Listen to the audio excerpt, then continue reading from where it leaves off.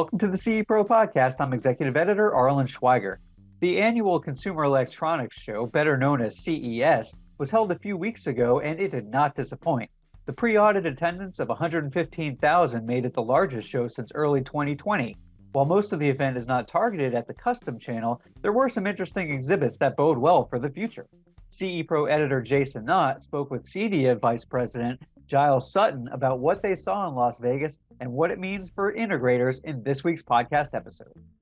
As always, be sure to subscribe to CE Pro's YouTube channel and hit that like button on our videos, or subscribe to the CE Pro podcast on Apple and Spotify and leave a review.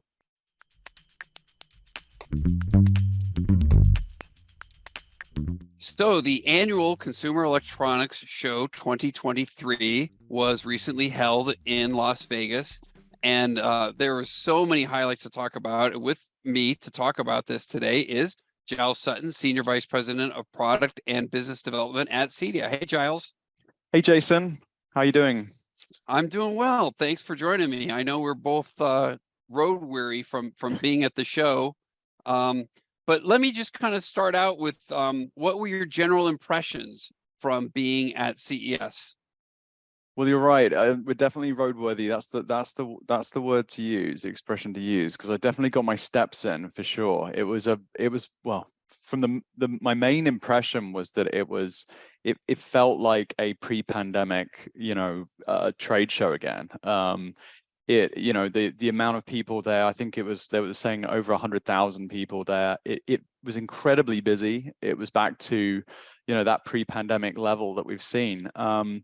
So first of all, it felt like a big show, which we haven't seen for some time. But really, when looking at all the technology there, I was just it's quite overwhelming to see the amount of connected technology and what is really available now to consumers, to professional installers as well, and really, some of the demands that's going to really place on the home network, and really the opportunity that brings to integrators. But and probably another kind of impression is that there's the products that are really kind of professional integrator ready seem to be. There seems to be less of that now at CES in some ways. It's you for example, Sony not really having any consumer electronics on their standard tool, it being very gaming focused, and this sort of emphasis on sort of buzzy tech, home robots, things like that sort of draws attention to some of these booths. And then sense of technology that's not really kind of ready to go just yet. So it's just incredibly broad. So that's really kind of my takeaway from being there from a few days. There's certainly some products that I think are going to be very interesting to integrators. Some wearable gesture technology that I thought was kind of interesting. Some wellness technology as well that I saw. But as a kind of overview, I think it really just goes to show that the role of the integrator is probably more important now than ever before in order to help homeowners and guide homeowners through their decision-making process when it comes to the right technology to put into the home, and also just making sure that the home network can support all of these products, because it really is immense when you look at it. Yeah, so before we dig in specific to some of the smart home stuff, just to follow up on what you were saying. So I did have a conversation with one of the board members from CTA, and they're citing 115,000 as the attendance level. So not quite pre-pandemic. If you recall, the show had gotten really unwieldy to that 180,000 level, and that was, I think, 2017, maybe 2018, and that was when they instituted that pay level, because they were trying to just discourage anybody and everybody who's wearing a balloon hat or whatever from walking the show floor. So they had instituted that level, and so 115,000, though, to your point, though, is still tremendous, given especially what it was last year.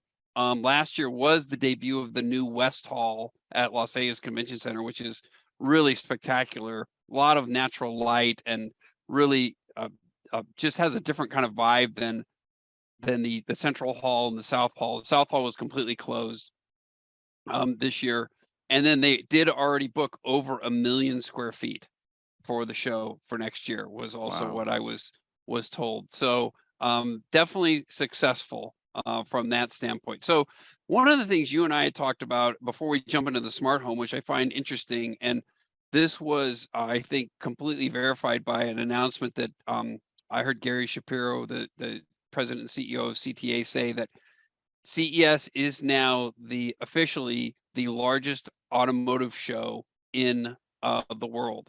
You know, bigger than the Detroit Auto Show and some of the big automotive shows, but a lot of the media buzz was surrounding the car part of CES. Give me kind of your impressions. I didn't get a chance to get over to that, but I know BMW had that color changing Vision D car, kind of a concept car. A lot of these are concept cars. It had the ability to have full immersion with the windshield actually acting as a full screen when you're sitting in there, which I'm sure you're not using when you're driving, but pretty cool. There was a vehicle that we wrote about on CE Pro called Ahira, which is a $180,000 vehicle that had a pop-up home theater mode, they called it, with a end-to-end dashboard video screen that came up. You mentioned Sony. Sony had their concept car, Afeela, I believe it's called, which is 45 different sensors for autonomous driving. And then think about Qualcomm. Qualcomm, the company that we all know for mobile phone chips, and almost all of these vehicles that we're talking about are built on a Qualcomm chassis. So they've moved into, they're building connected chassis, which have full computing capability, drive autonomy, for driver assistance, telematics, connectivity. But it is interesting. And, where does the car fit into the connected home? And what were your impressions on the car side? Yeah, you're absolutely right. That hall was buzzing, and I mean, look, the large auto manufacturers, they take up a lot of floor space, right? I mean, and yes, there was a lot of concept cars there. Again, trying to draw attention to some of these booths, and it's interesting. A lot of integrators in this channel came from the automotive audio space, so it's kind of interesting that these are becoming truly immersive sort of AV experiences within the cars themselves. The fact that, yeah, you're absolutely right with the screen technology, voice control, Alexa built in, Google built in those ecosystems, and as well as them being electric powered cars that are essentially being positioned as an extension of the home as well. So through the dashboards, you can access your home cameras, control your home heating, because they are enabled with those same technologies as your home systems have. But I think the real area that an integrator can add value is in the power management that's needed around these vehicles. I mean, clearly the vehicles will require connectivity, so there is an element of that, but they are largely self-sufficient in that respect. But I think integrators, and this goes not just beyond the automotive space, but I think integrators increasingly need to focus on power management as being a necessity within the home, because it's crazy how many electric vehicles are now being released over the next 12 to 18 months, and with that puts significant demand on the home and the need for potentially surge protection and proper power management. So yeah, I think that's where the integrators where the integrator can add value to this really sort of changing scene around automotive. But yes, it's not the first time I'd heard that CES is becoming more of an automotive show than it is a consumer electronics show, for sure. And actually, I even saw in that hall some super yacht technology. I don't know if you saw that, Jason. They started to bring there was actually some boats in there as well that had similar kind of technology built into them. And I know that some of the audio systems that are put into these vehicles also are noise cancelling as well to reduce road noise. So there were DSP manufacturers there that really focus on tuning audio for vehicles as well. They had stands in that hall that I thought was kind of interesting. One of them was Dirac, and there was another brand there as well. So yeah, very interesting emerging area. And another, I think, area that CES is very focused on is healthcare as well. So again, kind of a shift in focus with automotive coming in and healthcare coming into the show.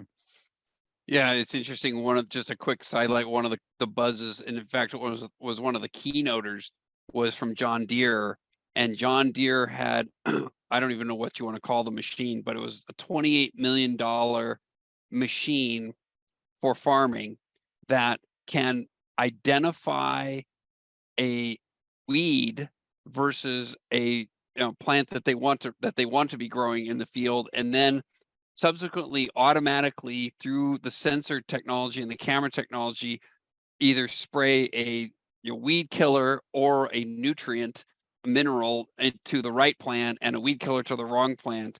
And the thing was, I don't even remember the size, but it's something like the length of a football field or something crazy like that when it opens up. So just to show you how diverse the show has become, we're talking about John Deere.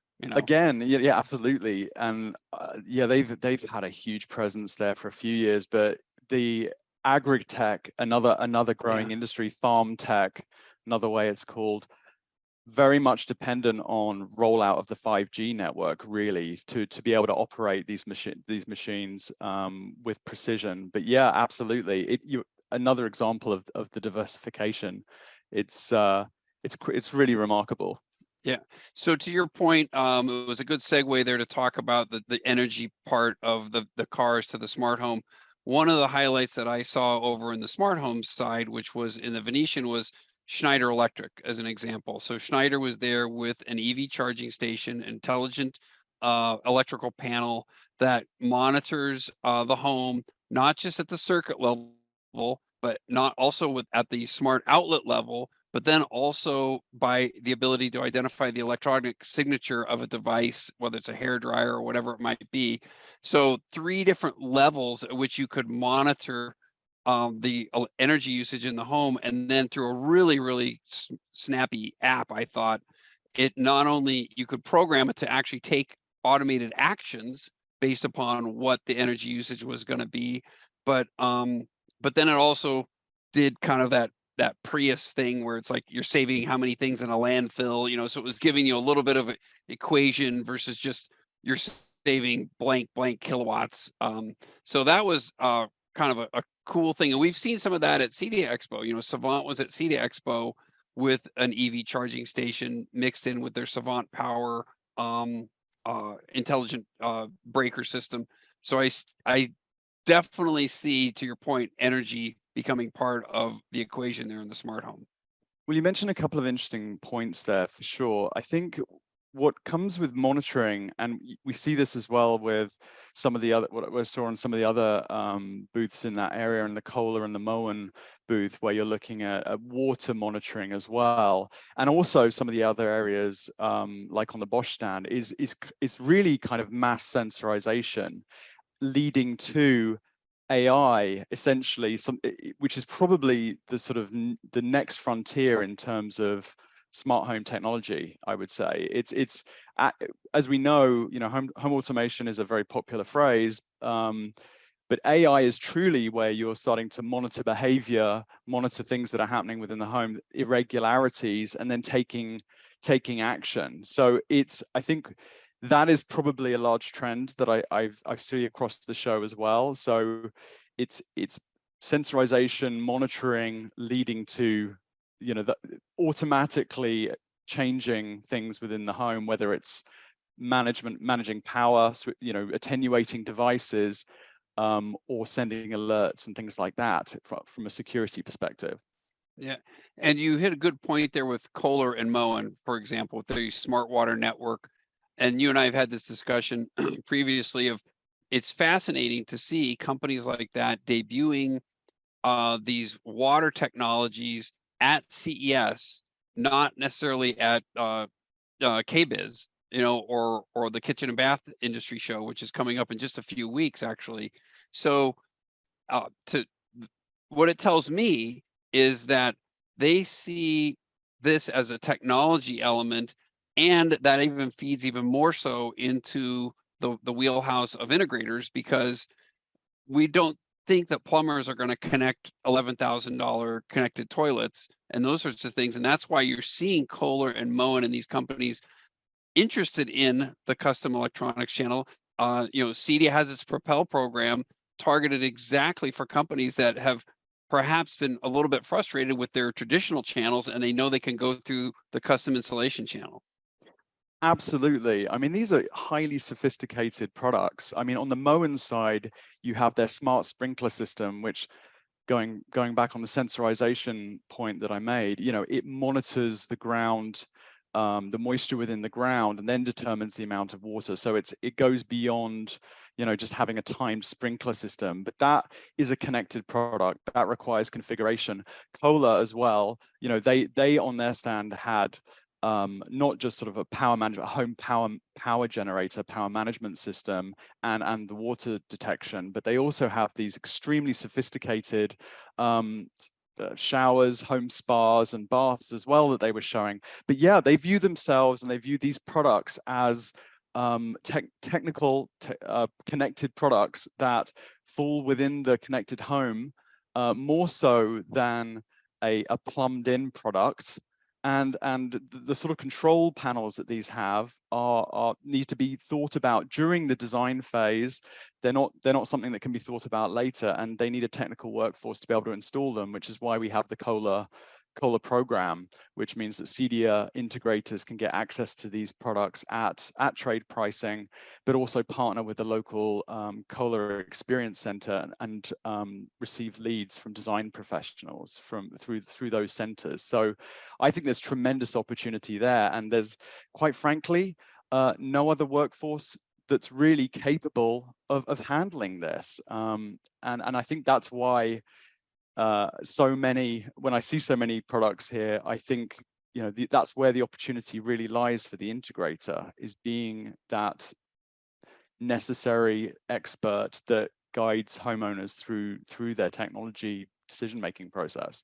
And we've seen the trend not just happening with you mentioned the water management companies, but you look at companies like Ring and Nest and Sonos and these sorts of brands that have certainly very powerful direct-to-consumer plays, but they also have realized that they have specific targeted plays for the custom installation industry.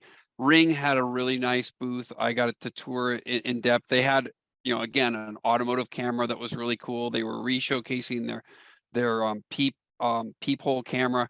It was amazing. They don't even think about Ring. We still think of it as a new player. This is their 10th year. 10th year that they've been bringing products. So they've been around for a decade. But one of the coolest things that I thought that was, and again, this was a concept thing that they were showing in an enclosed room, was a interior drone camera for inside the home. So it was a flying drone. The idea being that it would replace the need for multiple cameras inside of a home.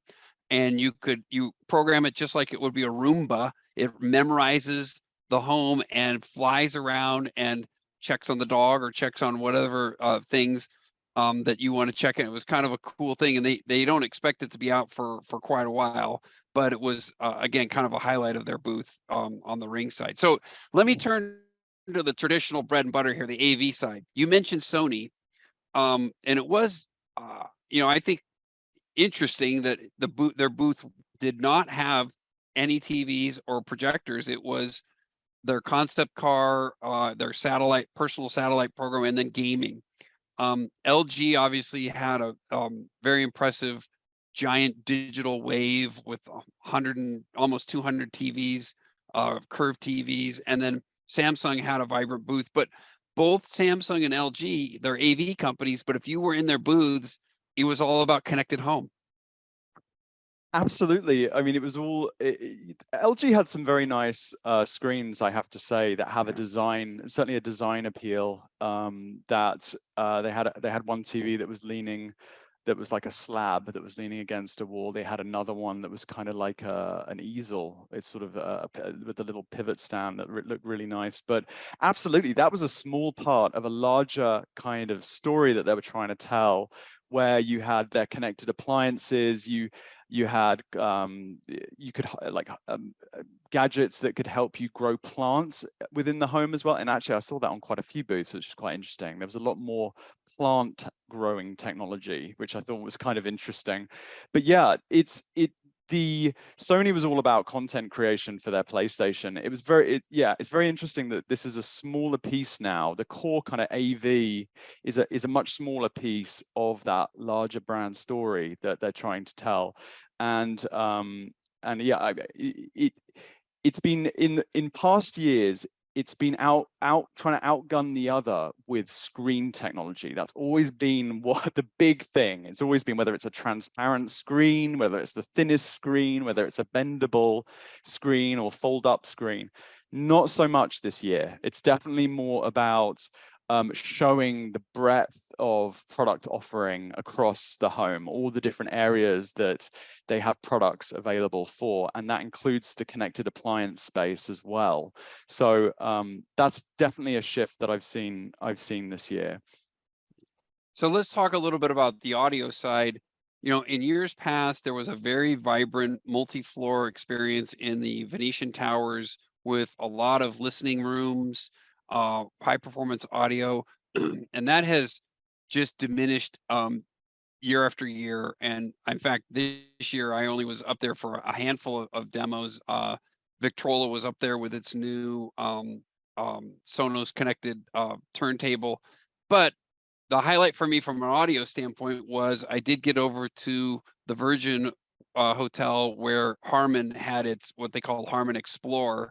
And remember, Harman is really big in the car side too. They had half of it was car audio, but then they had multiple listening rooms with JBL synthesis, JBL. They had Mark Levinson in there. But this was the interesting thing that I thought. They had a couple of turntable debuts. One in their classic style, which they've kind of gone back with that classic JBL style from the 70s, and then put the old design with new technology in it. And then they had another one called Spinner BT, which was a really sleek looking Bluetooth, BT for Bluetooth connected turntable that they were using with their portable speakers that could create kind of a light show. So there was audio there, but it was a little bit harder to find. What was your impression from the audio standpoint? Absolutely, it is sadly on the decline. I mean, I mean, certainly, yes. I was amazed to see some vinyl, some record players in the convention center as well, which shows the resurgence of record players and vinyl, which is known about certainly with the younger generation. That's becoming more popular. But I think it kind of illustrates really the product nature of CES, and the fact that it's hard to get beyond the product and look at. There's not really a lot of talk around, solution. Like it's very heavily tons of different product, and you're not talking about how you're sort of building systems and deciding how systems are put together to match a client's particular needs.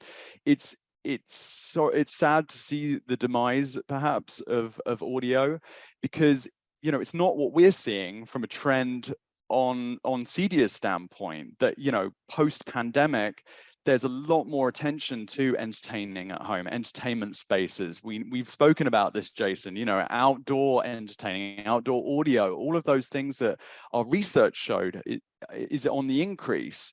So it shows perhaps there is a little bit of a disconnect now, but with all those other things that we've seen at the show from CES and the work of the work of an integrator, of an installer.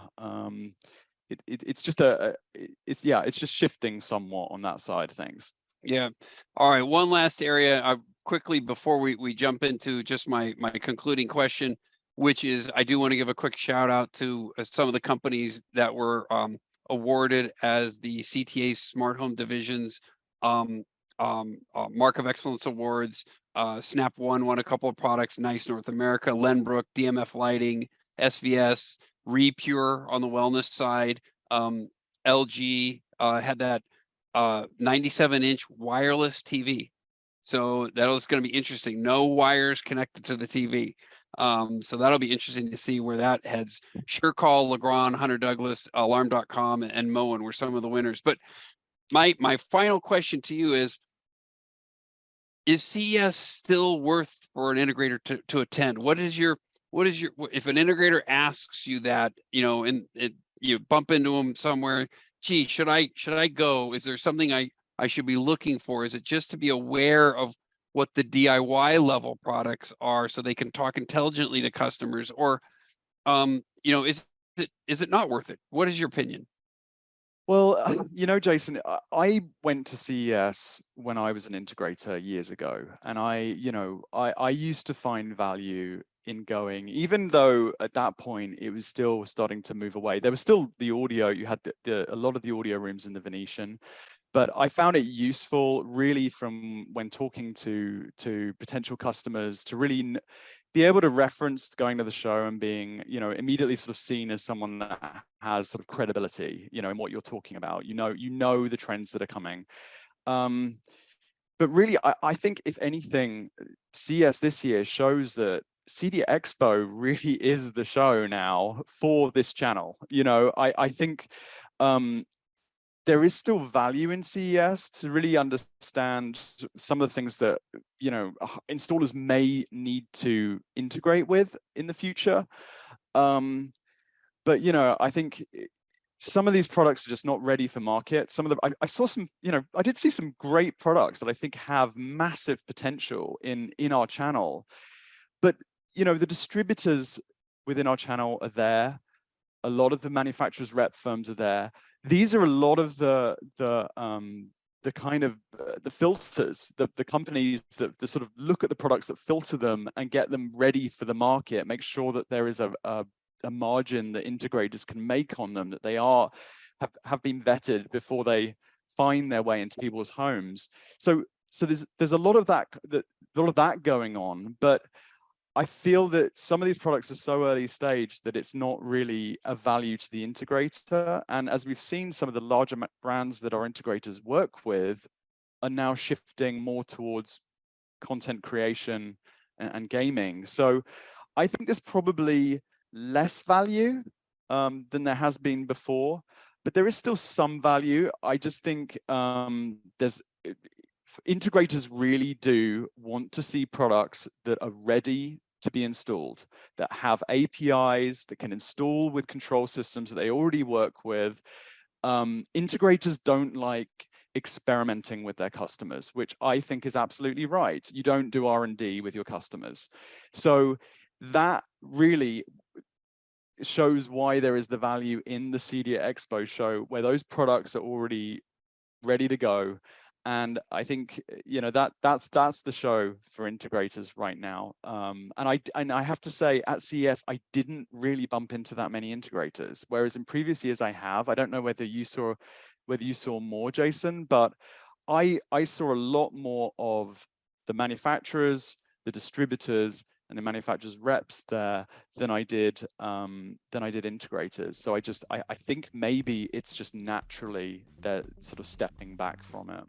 And I'm always excited when I can leave Las Vegas noting that I didn't spend a nickel in a slot machine. So, or Me smoke too. a cigarette. Yeah. Or smoke We're probably a cigarette. the boring people. Yeah, we are the boring ones.